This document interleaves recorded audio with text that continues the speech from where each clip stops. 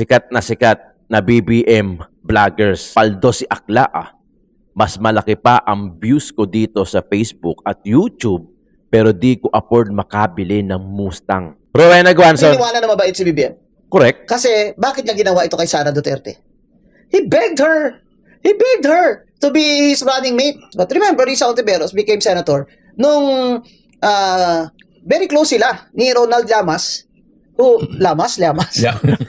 Ni Ronald Llamas na presidential advisor ni President Pinoy. Now Risa is denying it. Oh, super deny. Super deny. Dapat lang i-deny niya. Kapangit man ni Llamas. May kalaway-law. Ay, sus! You mentioned their calls for snap election. Mag-resign yung dalawa. What's up mga kayon? Welcome back pa rin syempre dito lang sa Joe Malone TV para sa issue ng bayan ating pag-usapan. Di kami natatakot sa katotohanan. January 3, Sabado sa Pilipinas. Aming pinapakinggan. Joe Malone TV, issue ng bayan.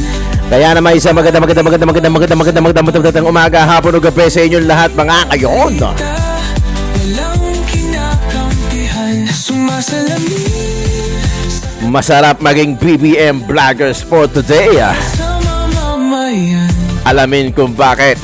Totoo ang laban, hindi puro drama, di rin chismisan. Lahat ng tanong may klarong kasagutan. Kasama ka rito sa diskusyon, boses mo may halaga sa solusyon.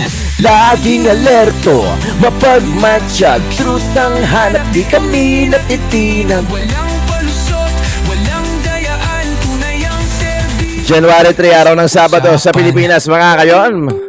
Welcome to Issue ng Bayan, ating pag-usapan. Ating pag-usapan, tunay na balita.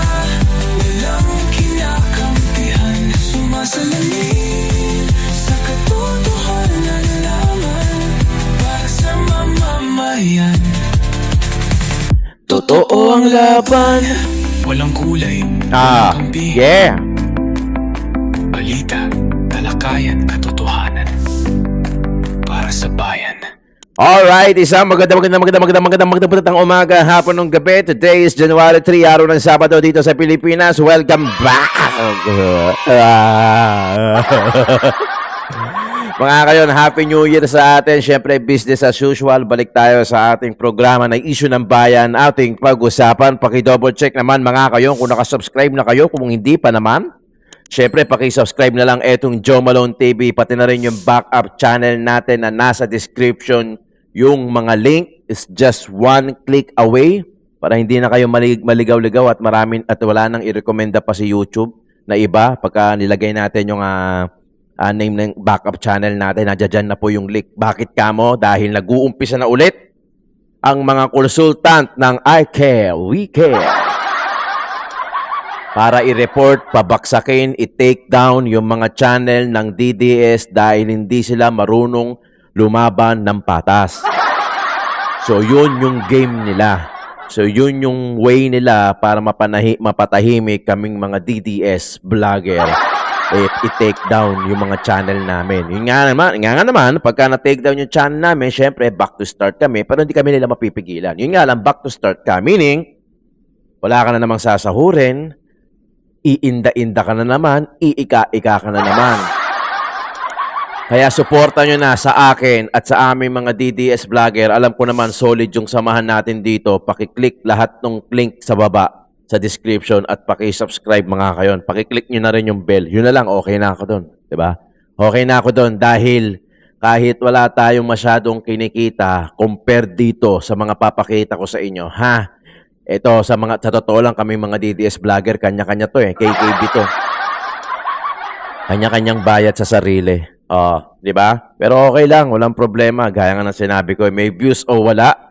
Even though balikan nyo yung mga previous na vlogs ko, wala akong views pero okay lang dahil ito yung comfort space ko at ito rin yung pakitang suporta ko sa mga Duterte. Ito na lang talaga yon. Bonus na lang talaga sa akin pagka merong nag-send ng GCash o kaya sumahod ng konti, nagkaroon ng views ng konti, okay na ako doon.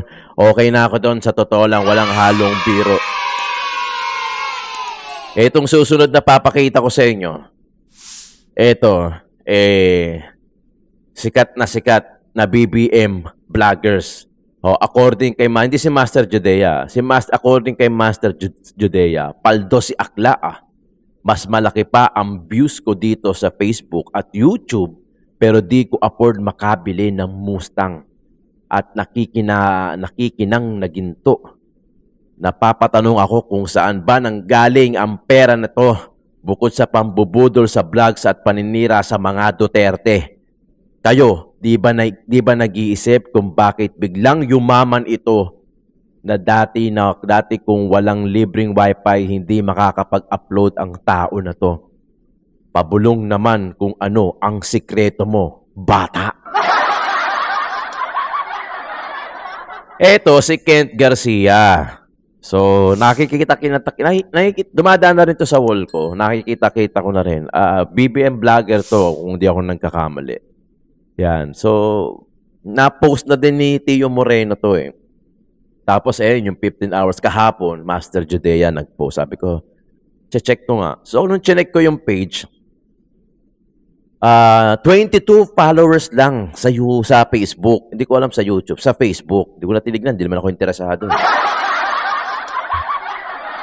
Ang Facebook followers ko, kung di ako nagkakamali, let me check. Ang Facebook followers ng Joe Malone TV ay 479,000. Legit to Organic to. Pinaghirapan ko to ng channel na to. 479,000 ang followers ng Joe Malone TV. Pero bakit wala pa rin akong Mustang? May views din naman. Minsan may nagmi-million views din naman ako. Di ba? Bakit wala pa akong mga ganong ginto? Ganyang bahay. Ano ba ang sikreto? What's the secret, Kent? Sabi niya, ayan, no, sa wakas, may bahay na kami. Cash po yan. Napaputang ina talaga. 22,000 followers, di ba? Hindi hulugan. Waiting pa kami sa gamit. Kada bash nila, gawin nating totoo. Pero yung basher till now, kulelat pa din. Sana all. Di ba? Sana all. At sana sa malinis na pawaraan. Pinagmalaki pa. Bumili ng cellphone, di ba? Tapos, ayan, no? Kala mo, Saudi boy, eh. Di ba? Daming mga ginto. Tapos, yun nga, nakabili ng Mustang. Ayun. Astig. Mapapasana all ka na lang, di ba? Pero kami, mga DDS vlogger, and I'm proud to be, kahit na wala naman akong Mustang, Celerio lang ang sasakyan ko. At least, actually, yung Celerio na yun, hindi pa ako political vlogger, sasakyan ko na yun. 6-7 years na nga yun. 6 to 7 years na yung sasakyan na yan. Pero okay lang. Walang problema. Well, at least, I cannot sell, my dignity and my children's future. Kasi ito yung pinaglalaban namin dito, talagang Duterte lang at walang halong money involved. Kumikita ako sa YouTube, sa views, pero hindi ako kikita sa mga binabayad-bayad ko, no? Yung mga ganun-ganun na, no way. Di ba nga sabi ko nga sa inyo, alam ko yung skill ko. Tingnan nyo yung mga channel ko dyan. Tito Jom, food vlog. Di ba? Nagpo-food vlog ako, pinaghihirapan ko yan. Dahil nga tumaas sugar ko eh. Biri mo, tumaas, sinakripisyo ko na nga yung sugar ko. Tumaas na nga yung sugar ko. Kakakain para lang magkaroon ng views. Pero okay lang. Di ba? Okay lang. At least wala tayong inaapakan, wala tayong binibentang dignidad. When Tito talks, we're talking about anything under the sun. May mga admin lahat yan eh. Kaya ako lang yung magpa-vlog, pero may editor at saka may admin. Yung When Tito Talks natin, we're talking about anything under the sun, yung kwentong Maynila, yung General Sukat, yung Solid Duterte update, lahat ng mga nandiyan dyan sa description, mga kayon, pakisubscribe. Ito na lang talaga yung ano ba tawag doon? Pakonsuelo nyo sa amin mga Duterte vlogger. Dahil umaasa lang kami dyan at umaasa lang kami sa views. Wag na lang wag nang skip yung ads. Yan na lang pala. Yan, yun na lang. Huwag skip ng ads at saka pakisubscribe.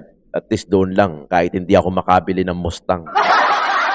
at least malinis ko masasabi sa inyo na, oh, wala akong inapakang tao, hindi ko binenta yung dignidad ko, and I can look into sa kanilang mga mata na talagang wala akong binenta at hindi ko ilanman ibebenta ang aking dignidad para sa mga bagay-bagay na yan. Di ba? I think hindi ako Rowena Guanzon. naniniwala na mabait si BBM. Correct. Kasi, bakit niya ginawa ito kay Sara Duterte? He begged her to be his running mate. Or siya ang vice president kung tatakbo si Sara president. Sara slid down. There were only 4 people in that room. Were you BBM, there? I mean, person A, and Sara.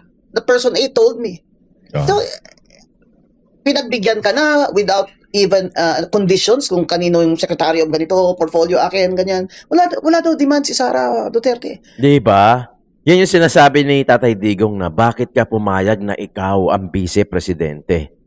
Dahil mas malaki. Dapat nga talaga si BP Inday Sara talaga ang presidente natin ngayon. Pero okay na yun. Nandyan na nangyari na. Eto na andito na tayo no? At least alam na natin. Alam mo naman ang Pinoy, ganun Minsan ang Pinoy, kailangan pa makita yung experience first hand bago matuto di ba? Kailangan matutunan natin. Yun nga lang, ang problema kasi, sayang yung time, yung panahon. Oo, at least natuto tayo. Di ba? Yun nga lang, 3 years pa to. Nasayang yung 3 years at meron pa tayong another 3 years na pwedeng masayang ulit. Hanggat nakaupo yan. Di ba? Minsan okay yung minsan okay yung maganda ikaw maka-experience para talagang matutunan mo. Minsan okay yung ganun, minsan effective yung ganun, minsan productive yung ganun. Yun nga lang, minsan merong mga bagay na hindi pwede yung ganun dahil nakasang-alang-alang halimbawa yung taong bayan na 3 taon yun o 6 na taon yung masasayang. At baka lagi ko sinasabi, baka hindi na tayo magkaroon ng time o ng panahon para maibalik pa yung mga ganun. Gaya niyan, nasayang yung 3 taon at masasayang yung 6 na taon na dapat. Paano na yung mga namatay? Hindi na rin na naranasan. Hindi na sila umabot sa ginhawa. Tapos Diba? within 1 year, sinaksak mo na. Pinalitan mo yung speaker. Dapat si GMA yung speaker. Kasi ang gusto talaga ni Martin Luther King Romualdez, siya ang speaker because he wanted to be the next president. So, inintriga niya ngayon si BBM. Na yan, si Sara, sasaksakin ka niya, she's gonna topple you. Hello? Kung gusto siyang itapol ni Sara, why didn't she just run in the first place for president? Nandun na yun sa kanya, na silver, golden platter. Yes. Kasi alam, pag alam mo, pag nagko-cocaine, napapraning. Paranoia. Yeah, paranoia is really a symptom Anong mga of signs na cocaine addiction. nagko-cocaine si BBM? With apologies to those who have Tourette syndrome na mga PWD, ha? Tingnan itong joke. Diba, I became famous nung kampanya, may hawak akong Coca-Cola. Umiinom ako, tapos gumagano'n yung joke. That's cocaine joke. Kita mo yung gritting of the teeth.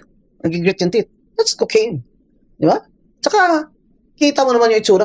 Nung start nito, nung senador siya, I met him makinis pa siya noon and everything. Hindi siya ganyan. Hindi ganyan tsura niya. Balikan nyo yung mga picture ni BBM. Siguro mga 4 to 5 years ago. Maayos pa itsura niya. Makinis pa nga. Tama yung sinasabi na Tony Rowena. Makinis pa. May laman pa yung muka, yung pisngi. May laman pa. Ewan ko ngayon. Kahit si Boy iyak, hindi maipipinta Pero ngayon talagang eye bags and nagme-makeup na si BBM ngayon, nakita mo. May foundation na siya. He goes out every day reporting to us kung how much is the price of rice, how much is that. Very soon, BBM will be reporting to you kung ano ang state of the traffic. Pa-active. Ginawa niyo naman reporter na presidente niyo. Pabira naman kayo, Auntie Claire. Ba't ka naman ganyan? Pero ang sabi nila, they blame the wife, si Lam, dito sa mga nangyayari. Pwede. Well, Dahil parang sabi nila, under Bisaya, si BBM. Is that true? I wouldn't know, but he looks like he's the profile of a bro-beaten husband, right? And, Senator Amy Marcos, his sister, disclosed that in the rally sa INC na dalawa sila. Nagko-cocaine sila. Actually, I think yung sinabi ni yung expose ni pangalan nito ni Senator Amy Marcos.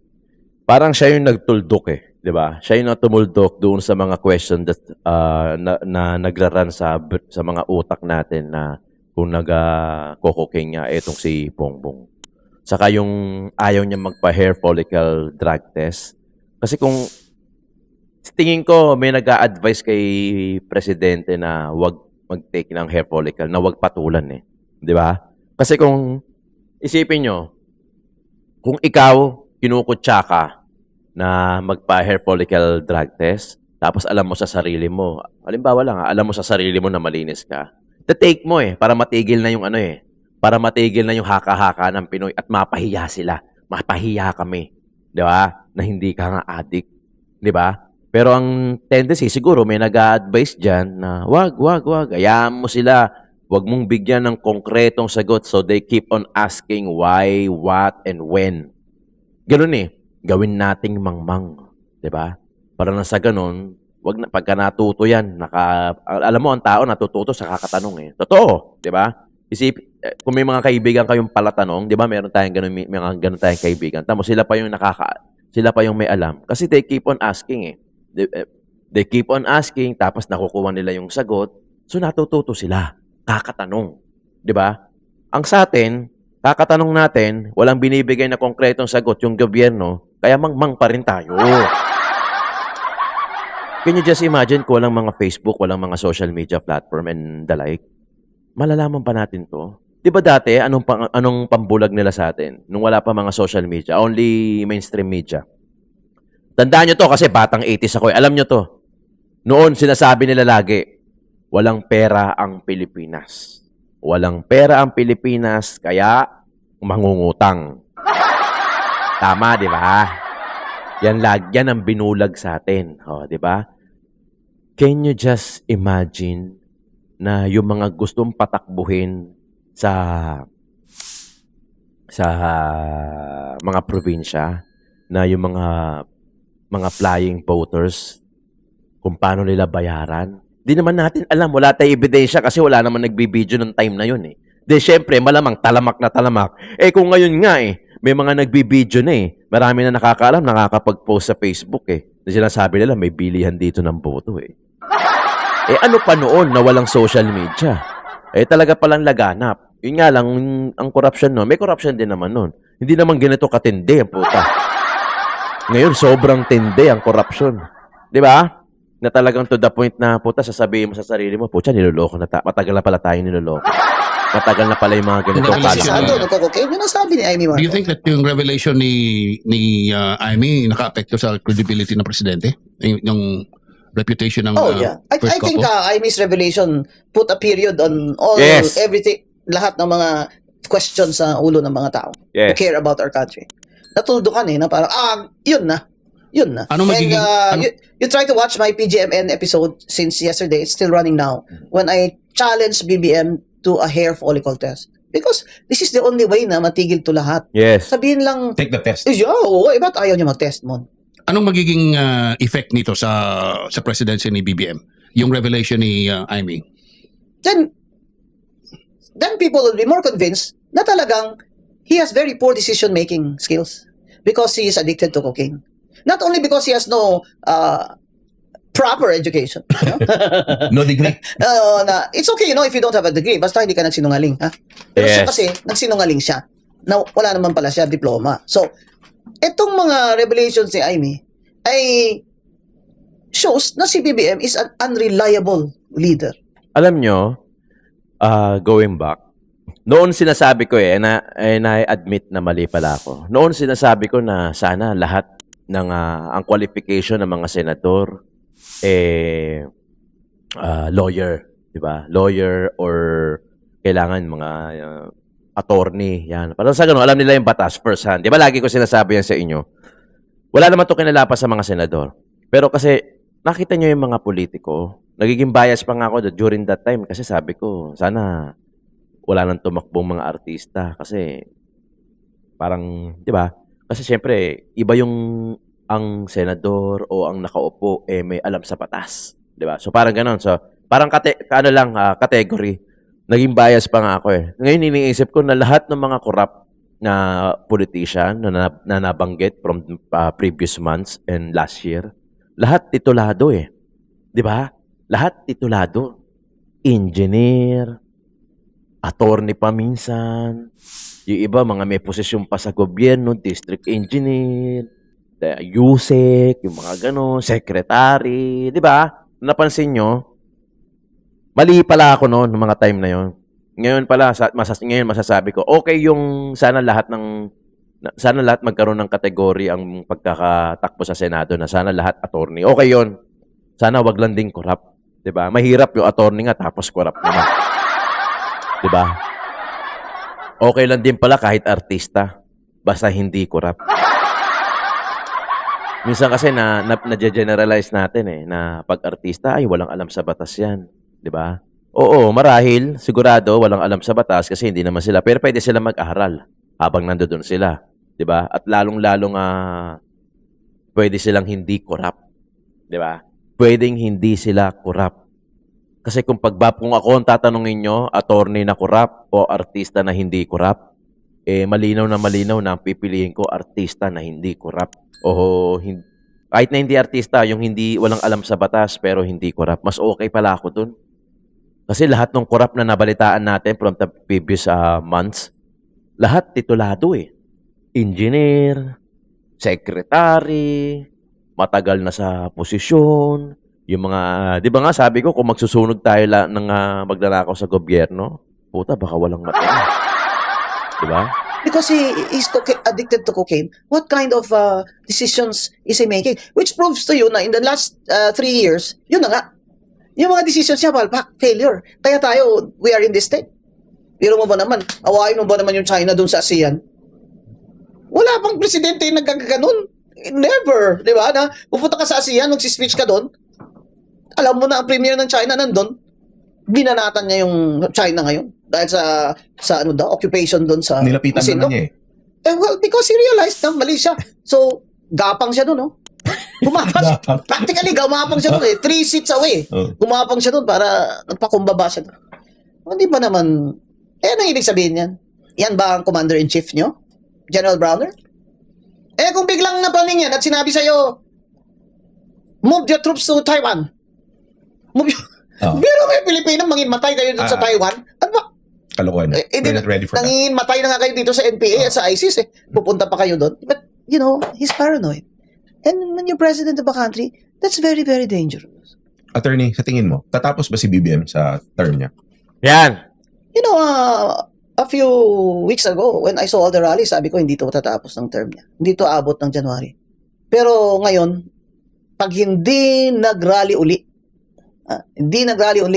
in the first 4 months next year, dapat mag-rally uli. Ngayon So that we will be in the international news. Kasi kung hindi, kampante na siya na Tatapos. akala niya na appease niya na tayo. Yeah, but he has the full support of the military. Maybe. What do you mean, maybe? Because Browner is the one speaking out. But is Browner the Supported. AFP? Yeah. Dati naman ganun Parang Kay ganun. Erap, di ba? Si Browner supporter, pero hindi mo alam kung ang AFP supporting Dapat Yes. dati kay Erap. person declaring that. Kay Erap, dati ganun din naman eh. Last naman yung silang army. Nauna naman talaga ang mga pulis, sina Reyes, di ba? Sina DLG. Hanggat nakasuporta kasi yung dalawa, yung PNP saka yung AFP, medyo mahihirapang bumabayan si Banghag. Pero kung may iisa dyan na, halimbawa, it's either of them, AFP man o PNP, kung merong mag-withdraw ng support dyan, mapapaisip yung isa. 'Di ba? Bakit sumupo? 'Di ba? Yun na. Kasi syempre, yan yung mga harang sa mga royalista, sa mga kung walang support niyan, wala na, tapos na ang termino nito. Tama naman yung sinasabi ni attorney. Yes. Also from the Harvard Kennedy School. Tapos sina White Coco, di ba? Yeah. So, Si White. ang ano lang dyan is, kailangan magprotesta uli. But imagine the Iglesia ni Cristo can mass up 1 million people in 2 days? Yeah. That's massive. Oo. Yung kaliwa naman, siguro mga 7,000 daw, sabi ng PNP sa Luneta. Pero ang kanila, resign BBM, Sara resign also, kanila. Gusto nila snap election. Yun naman grupo ni Risa Ontiveros. Pabor ka ba ng... Quiet lang sila. Kasi si Risa Ontiveros gustong tumakbo presidente. Pabor So ka ba baka ng- sakaling maging ano pa siya, ally siya ni BBM, di ba? Baka sakaling John Vic Risa. Under an admin party, ganun ba? Oh, why not? So wala na, hindi na opposition yung dilaw ngayon. Ganun ba? Hindi naman sila dilaw, ako ang dilaw. Ah, Di ba? We're the EDSA one, we're the Cory people, we're the ones who fought Marcos, di ba? The original. Ito kami yung dilawan, di ba? Yan si Risa Pero Ontiveros wala sa na kayo makabayan, they were not in EDSA. Because the left did not participate in EDSA. Di ba? They wanted a revolution, di ba? Not election. So in the special elections in 86, hindi sila sumali. That's why hindi sila na-appoint, di ba? People like me na-appoint, di ba? Yung mga reformist pero Yeah. lumaban kay Marcos, tumulong kay Cory sa election. Yun ang mga dilawan. Sila hindi. Yes, the original dilawan. Ngayon, kakamping na ang pangalan nila during the Lenny elections, Mm. di ba? So itong mga So kakamping bago and ngayon dilawan, mga magkaiba bata, yan? so, many dilawans are also kakamping. Okay. Di ba? Kasi this is an older generation eh. Di ba? Ito Kukulab na yung yan. mga, ngayon, si Tenta na, mga ganun, mga anak na ano. Baby boomers. Oo. So, sila, yung mga Lenny na kampi kay Lenny, yun na yung, kasi kulay ni Lenny pink, kakamping. Di ba? Doon na yun sina Risa Ontiveros. But remember, Risa Ontiveros became senator nung very close sila ni Ronald Llamas, Llamas? Yeah. Ni Ronald Llamas, na presidential advisor ni President Pinoy. God rest his soul, he appointed me 2 times. Lamas ba pronunciation nun? Oo, okay. Kasi kung Espanyol ka talaga, hindi ka naman masyadong nag-emphasize ng Yeah, yeah, So, Lams. yeah. Oh, yeah. Lamas. Ay, si Lamas. Lamas. Hindi, ano dyan is, kaya nga, di ba, the strong rumor is they were lovers, di ba? Na, Okay lang was ina neto ni Atty. Guanzo. married, but Risa Ontiveros was his lover. Now, Risa is denying it. Oh, super deny. Super Oo, deny. dapat lang i-deny niya, kapangit man ni Lamas. May kalaway-law. Ay, sus! You mentioned their calls for snap election. Mag-resign yung dalawa, si Sara Tama na, at si BBM. Are you in favor of it? Mahirap yan. Ako, resign si BBM. Hindi, si Sara. Ay, Pag-resign, snap election. sa akin like sa akin, the one who has power now, who bungled our economy and everything, the one who caused it all is BBM, not Sara. And sa akin, kaya nakafocus ako na BBM resign. Hindi ako BBM Sara. Kasi, may constitutional succession eh. Yeah. Di ba? Masyado na magulo yan kung magsasnap election Sa last episode namin, talagang constitutional ang support Oo. namin. Oo. Di ba? Ako tatanong ngayon, mahirap yung snap election na yun. Parang ano yan, suntok sa buwan talaga yan. Walang papayag, nakaupo eh. Walang papayag yan, nakaupo. Saka hindi, ano yan eh. Siyempre, kung yun tama yung sinasabi na Tony Gomez, constitutional success yan. Siyempre, pagka nag-resign yung isa, ang susunod talaga doon yung pumapangalawa. And tama si Atty. Guanzo kung walang mangyayaring rally this year, this first quarter of this year, 2026, kampante na yan kasi imagine na, ano na to, di ba, yung 2026 budget. So gagamitin nila yan. Yung 2027 budget, last budget na yan bago mag-eleksyon sa 2028 national election. Kaya expecting na mataas ang budget dahil syempre alam mo na national election, gagamitin nila yung pera.